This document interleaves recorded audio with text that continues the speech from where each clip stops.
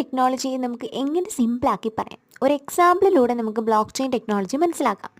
Suppose നമ്മളൊരു 5 friends നമുക്കിപ്പം Cochin ടി.സി.എസിലോട്ട് placed ആയെന്ന് വിചാരിക്കാം. അപ്പം നമ്മൾ 5 പേരും എന്ത് ചെയ്തു, ഒരു വീട് വാടകയ്ക്കെടുത്തു, അവിടെ താമസിക്കുകയാണ്.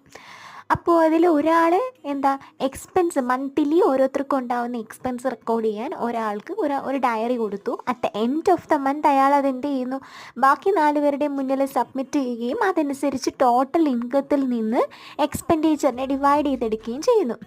ഇവിടെ നമുക്ക് ട്രസ്റ്റ് ഇഷ്യൂ ഉണ്ടാകത്തില്ലേ? ഈ റെക്കോർഡ് കീപ്പ് ചെയ്യുന്ന ആൾ കറക്റ്റായിട്ടുള്ള ആക്യുറേറ്റ് ഡേറ്റ ചെയ്യുന്നു എന്ന് എന്താ ഉറപ്പ്? അയാൾ വേണമെങ്കിൽ എന്ത് ചെയ്യാം, പൈസ കൂട്ടി എഴുതാം അല്ലേ, അയാളുടെ ലാഭത്തിന് വേണ്ടി. അങ്ങനെയൊക്കെ ചെയ്തു കഴിഞ്ഞാൽ ട്രസ്റ്റ് ഇഷ്യൂസ് ഉണ്ടാവും.